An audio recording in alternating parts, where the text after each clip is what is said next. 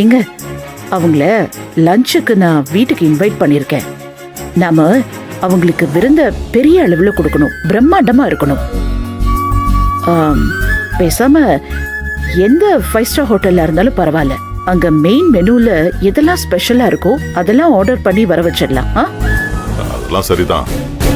ஆனா வர்றவங்க சாதாரண ஆள் கிடையாதுல்ல. அவங்க எல்லா ஸ்டார் ஹோட்டல்லையும் நல்லா சாப்பிட்டுருப்பாங்க.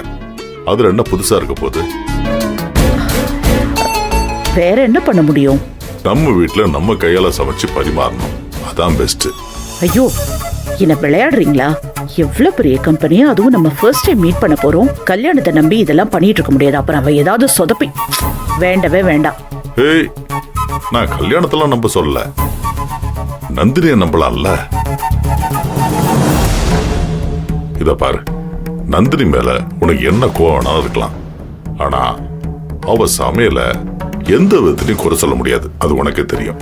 அவளை சமைக்க சொல்லலாம், நிச்சயமா சூப்பரா பண்ணுவான்.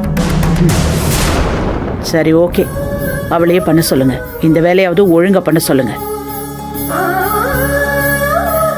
சரி, நீ போய் சாப்பிடு.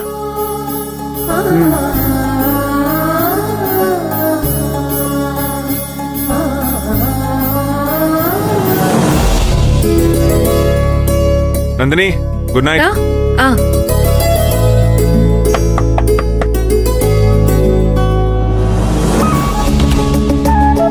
ஐயா வாங்க ஐயா. டாடி, சாரிடா. என்னாச்சு? டாடி, என்னாச்சு?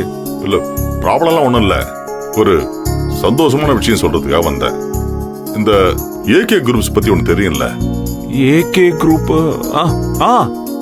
அவங்க நார்த் இந்தியால பெரிய கம்பெனி ஆச்சு, தெரியுமே டாடி. என்னாச்சு? அவங்களே தான். அவங்க நம்ம கூட டைப் வச்சு ஒர்க் பண்றதுக்கு வெல்லிங்கா இருக்காங்க. என்ன டாடி சொல்றீங்க? அவங்க வேற இன்டர்நேஷனல் கம்பெனி கூட டைப் பண்ணலாமே, நம்ம கூட எதுக்கு டைப் பண்றாங்க? அது சில சமயங்கள்ல இந்த மாதிரி விஷயங்கள்லாம் எதிர்பாராம நடந்துடும். அவங்க ஸ்டீல் பிளான்ட் எக்ஸ்பேண்ட் பண்றதுக்கு இடம் பார்த்துட்டு இருக்காங்க.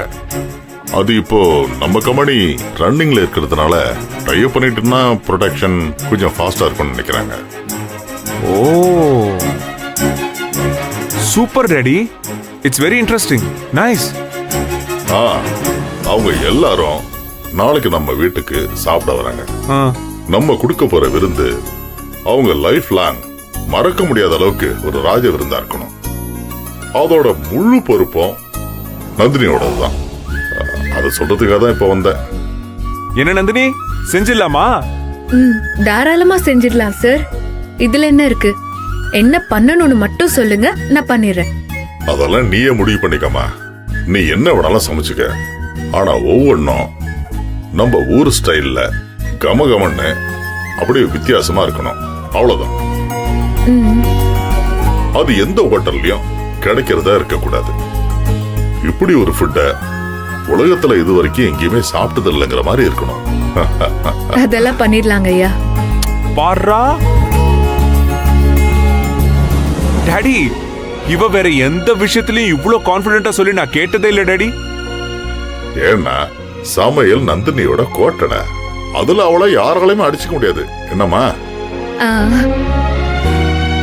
ஓ சரி, நீங்க தூங்க. Good night. Okay daddy, good night. Nandini, அப்புறம் என்ன சமைக்க போற? ஐயா வேற நிறைய சொல்லிட்டாரு, அதனால கொஞ்சம் யோசிச்சு தான் சார் சமைக்கணும். எதுக்கு யோசிக்கிற? நீ எதை பண்ணாலும் செம்மையா தான் இருக்கும். தைரியமா பண்ணு, பாத்துக்கலாம். Good night. Good night.